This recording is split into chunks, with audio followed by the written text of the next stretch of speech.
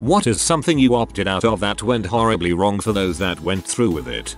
A group of my friends were smoking synthetic marijuana at a party in the days where it was a new thing and hadn't made the news for the adverse effects it causes. I turned it down because I had college the next day and had to go home and rest up. I heard the next day that 2 of my buddies had ended up in hospital having suffered seizures and the third had suffered temporary heart problems. Not me, but my parents. They had planned a trip to Virginia Beach with a close friend of theirs. They were to take a small plane down, spend a few days, then fly back. My uncle DJ'd for a local radio station at the time and was given a few tickets to see The Who. He offered his spares to my mom and dad, who accepted even though it was the same weekend as the planned beach trip. Their friend ended up going, but the flight back never made it. The pilot was advised not to depart, as there was severe weather along his flight path, but he went for it anyways. The plane crashed with no survivors. If it weren't for them deciding to go see The Who, I wouldn't be here. I'm named after the friend that died, and was coincidentally born a year after the day they found out.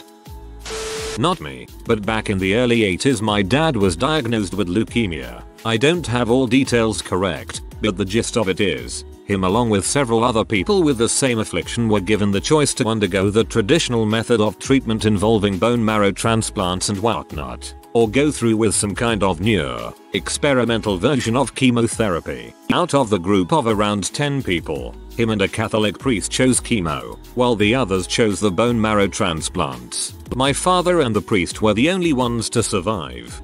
Not everyone who has a bone marrow transplant survives, but for those that do, the recovery can be complete. My dad had one in 2012, and he's doing great. At the time he had his transplant, survival rates were a little better than 50% at the 2 years post-transplant mark.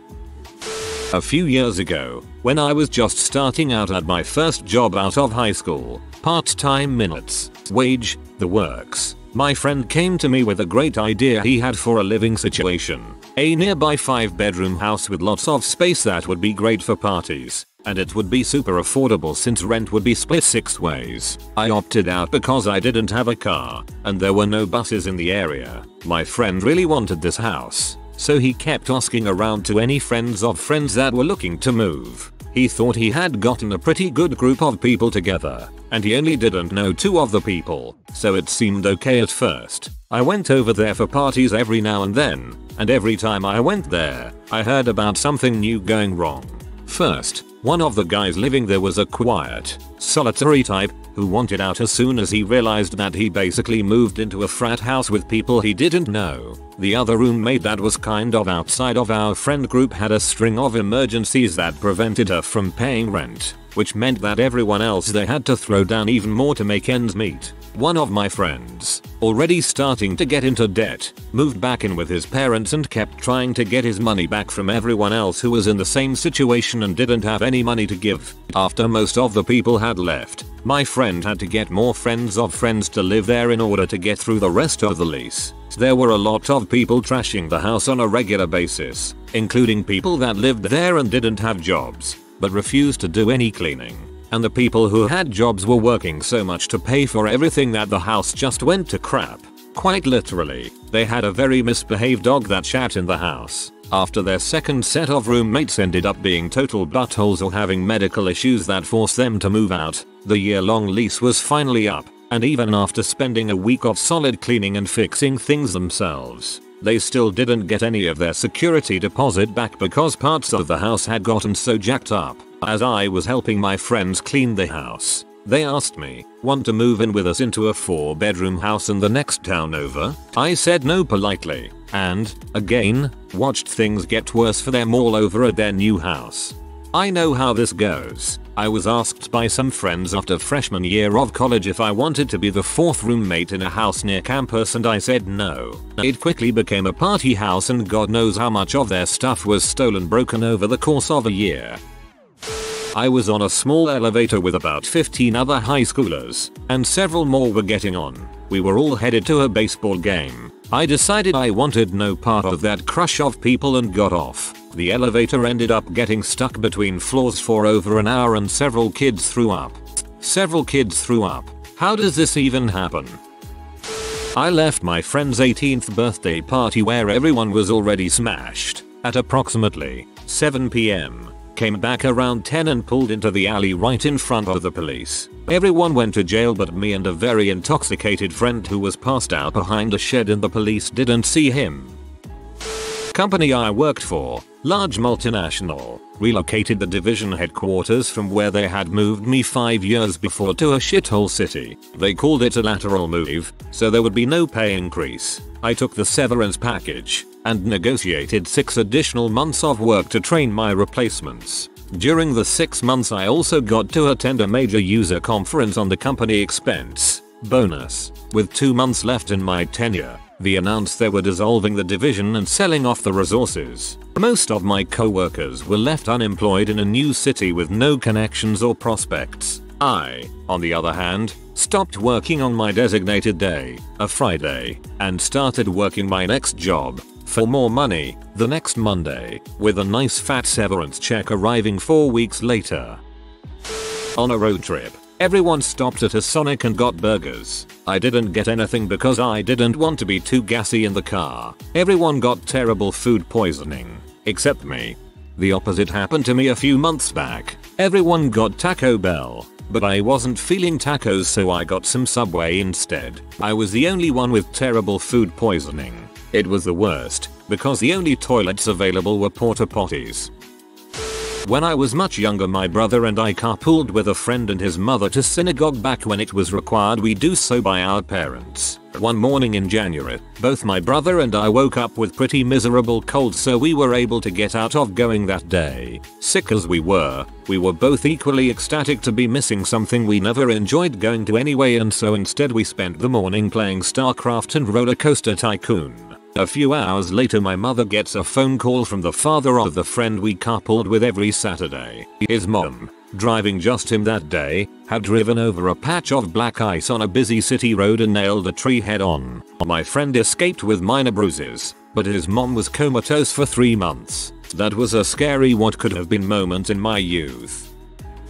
The year of the huge tsunamis, was it 2004? My family was supposed to spend Christmas vacation in Thailand visiting my exchange sister and her family there. We couldn't go in the end because of my dad's work schedule, but the resort we would have been staying at had one of the highest dead and injured counts in the country. A couple of friends from college wanted to go camping one weekend. It sounded fun, so I asked my folks if I could borrow a tent and some supplies as we were big campers when I was young and my friend didn't have a tent. It gets closer to the time, and the situation changes to a hike before camping and doing it late in the evening after work to a campground that none of us had ever been to. I knew that the forest gets dark at least an hour earlier than open sky, because of all the trees. I ended up deciding not to go as it just didn't sound like a good idea to me. Come to find out later, they went anyways, and my friend's dog who has a problem stomach got sick and had diarrhea in the tent that night. That would have been my tent. Totally expected some ghost story crap to go down in this one, but nope, a crapping dog, even better. My dad was in Vietnam. He had to give up his long-awaited leave to go back to base camp to see a dentist. The rest of his unit got to go to a beach town. My dad was an avid surfer and was really looking forward to it. The whole unit was called to a battle during leave and every single member died. My dad was at the dentist, so he lived. When I was a teenager, we went to the memorial in DC and found all the names of his unit. TLDR exist because of a crappy tooth. An ancestor of mine opted out of going on the Titanic. Thank you ancestor for not dying before producing offspring that would someday lead to me. Similarly, my great-great-grandfather, I think, was supposed to be on the Titanic, but he was late and missed it. He got hit by a car on the way home and died anyway, though. When my son did his final year of school, there was an end of school lunch party for all the mothers. It was at the home of the school captain and is something of a tradition. My wife was intending to go, but at the last minute decided that she had too much work and stayed at home. There would have been around 70 women at the party. About a third of them were standing on the front veranda when it collapsed, sending everyone on it to the ground. Because of the way it collapsed, everyone at the back plus all the tables, chairs, bottles, glasses etc. fell on top of the women at the front. One woman died and many of the others sustained very serious back and leg injuries. Those most hurt were my wife's friends, and she would have been amongst that group if she had attended. Not me, but my dad. He grew up in a rougher area of town. Basically his childhood reads like an S.E. Hinton book. Well, him and his best friend are at a party and my dad decides to leave to hang out with this girl. Never sees his best friend again. All winter his friend is missing and assumed a runaway until spring comes and they find his body in a stack of tires in a storage yard. Apparently my dad and his friend had peed these two dudes off. Coincidentally, the two suspects die within a year of the body being discovered. One by a house fire and the other carbon monoxide poisoning. Karma is a B. Karma is a B, or your dad is a badass. In Boy Scouts, I was supposed to be the acting senior patrol leader for the week-long summer camp. I was going for my Eagle at the time, and this trip was meant to prove my leadership skills beyond my project. I got pneumonia a couple weeks before the trip and had to pull out. On that trip, there were two very serious incidents that I would not have been able to prevent that would have been blamed on me. First, one of the scouts threw an aerosol can into the fire. No one there was brave enough to fish it out with a stick, so they all ran and hid. It turns out that the scoutmaster was driving into camp about that time. He pulled up to the campsite, stepped out of his jeep, and as he walked over to the fire, the can exploded. A few days after that, a couple scouts, both older than me, decided to use a spare tent to practice knife throwing. They completely ruined a big canvas tent. It's the only time that coughing so hard that it makes me vomit has ever felt like dodging a bullet. Holy crap. I remember we had to institute strict no aerosols rules because of stupid scouts.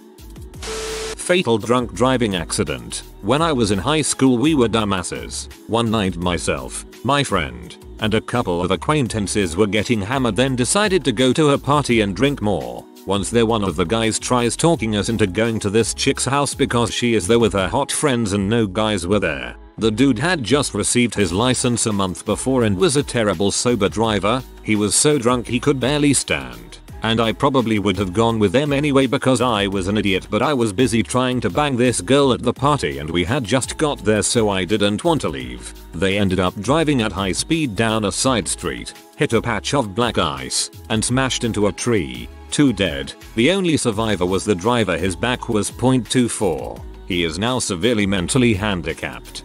A fate worse than death. Almost deserves it. When I was around 13 or 14 I used to walk a couple of dogs around my village on the afternoons. There was a cycle path to a neighboring village that I often took as it ended in a park. But on this one specific day, the dogs refused to go past the bridge halfway down. When I was younger my father warned me not to stand underneath this bridge as a car had crashed through the barrier in the past. Of all the weird stuff he could warn me about. But hey, and I therefore wanted to get out of the crash zone as it were. Instead of fighting with the dogs I turned round and went the other way. A man shot himself just around the corner from the bridge around the time we were there. During my freshman year of college, a kid who lived on my floor told me that he had the hookup to a friend of his who was making fake IDs. It was the early 90s, and at that point the Delaware license was relatively easy to fake, using a large, life-size mock-up with stenciled letters and a cutout for someone to stand behind. A picture would be taken, cropped and laminated, all for $50. I came to his dorm room with money in hand along with a group of about 10 others. Everyone else seemed to be in a hurry, finishing up their stencils in one adjacent dorm room and going to the next one to get photographed. I hesitated, not sure of whether or not I should use my real name on this fake license or use a fake one. 2 other slackers stayed in that other dorm room with me as we prepared our stencils. Then we heard voices outside, banging on the door. A lot of hushed oh crap oh crap oh crap. Turns out the police were called on the fake ID sting.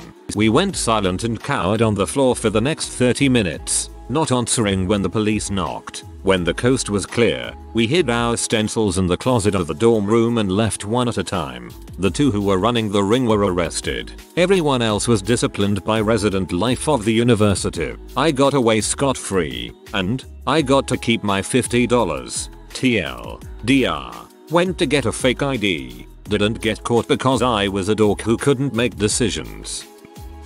One day I was supposed to take a trip with some friends of mine.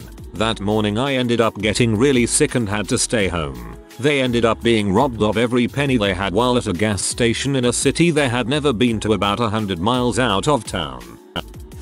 One of our family friends was booked to give a talk on the top floor of one of World Trade Center towers on the 11th of September, 2001. He got a call a week before telling him they didn't need him anymore, but that he was still invited. After some deliberation, he decided screw them, I'm not going. Similar story. My aunt was supposed to be at a meeting in the Pentagon on 9/11 but had to go to a doctor's appointment instead. She got diagnosed with ovarian cancer that day but beat it. If she would have gone to that meeting she wouldn't be alive today.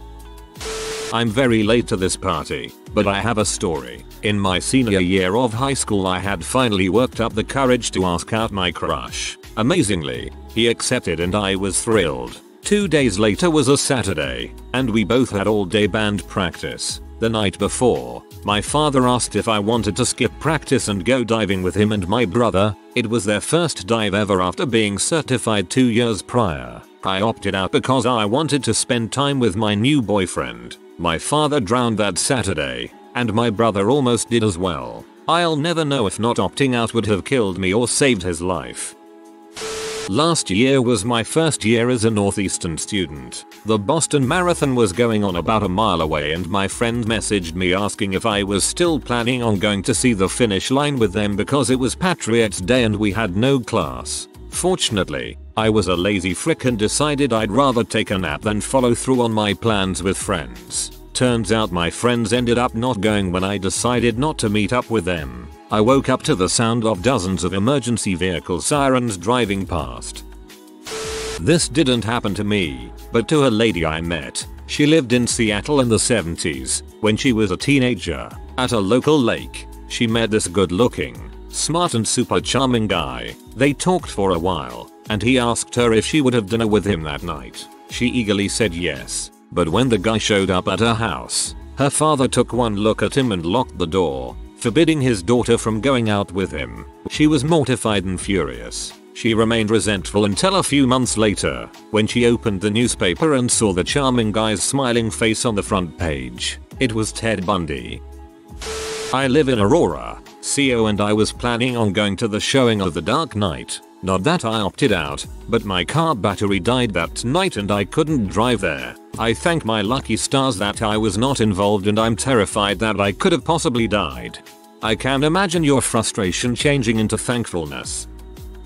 I didn't so much opt out, as I was sick. Anyway, one day in 3rd grade I stayed home sick. Evidently my whole class acted up that day. They were probably rude to a substitute teacher or something, and had to sit out at recess the next 2 days. I returned to school the first of those recess-less days and my teacher informed me that since I was absent I would be exempt from the punishment. For 2 days my entire 3rd grade class had to watch me play alone at recess while they just sat there.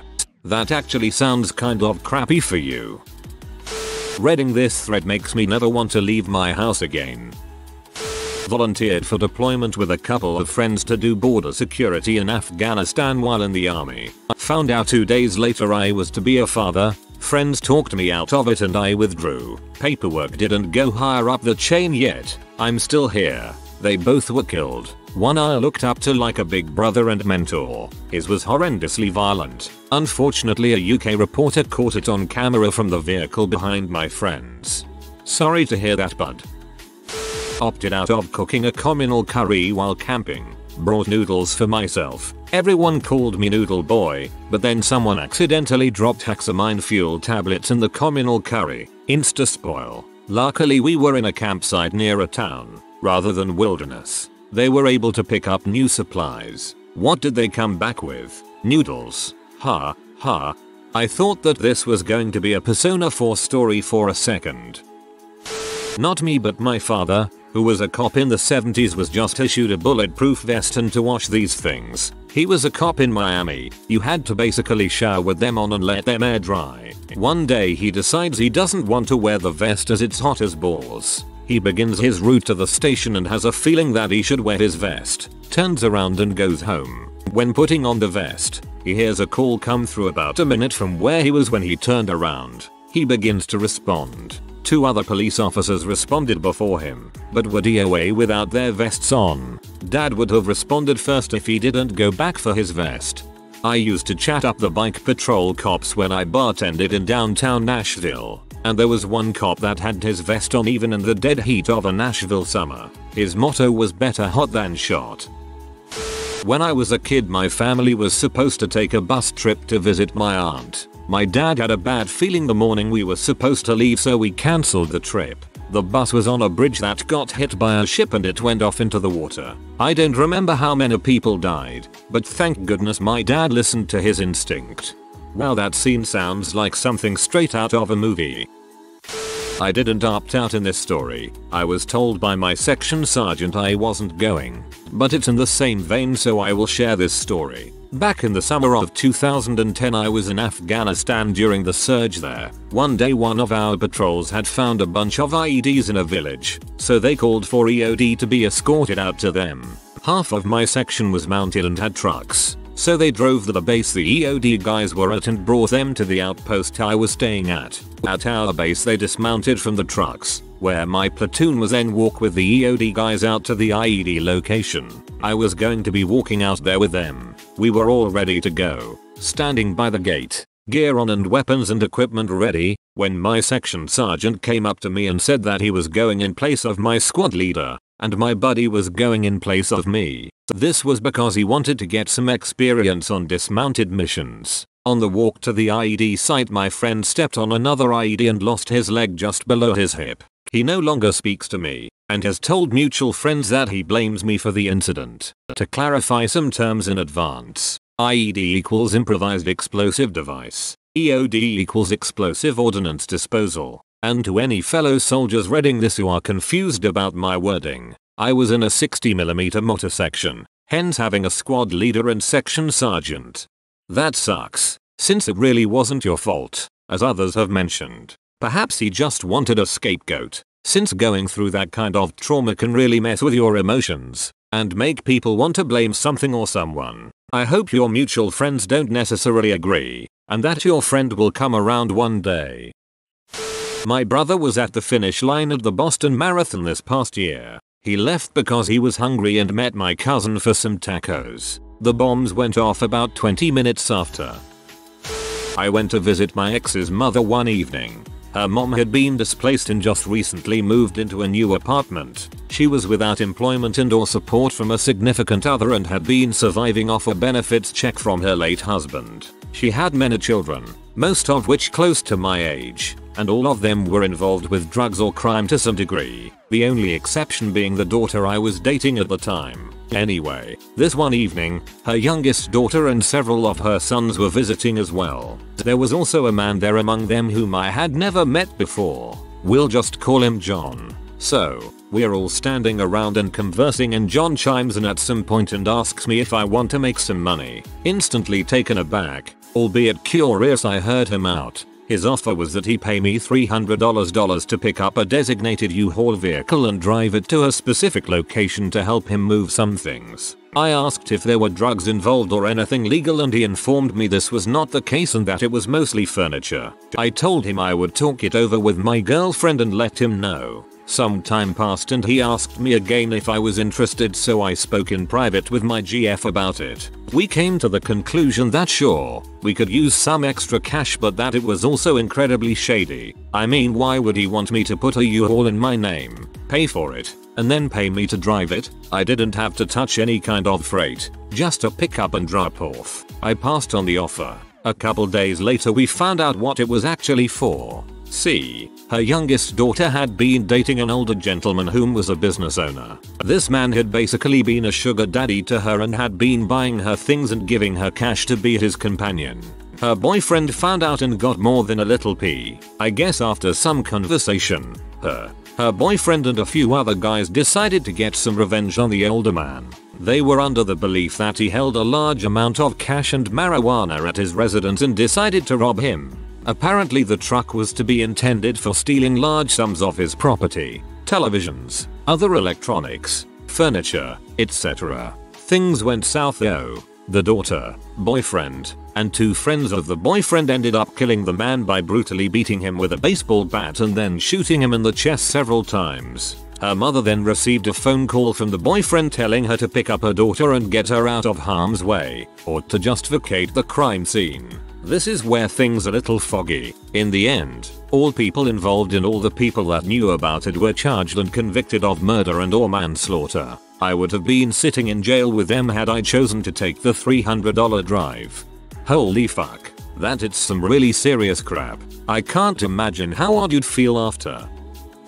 If you are new to the channel, you can subscribe. I publish new videos every day. Until then, check another video.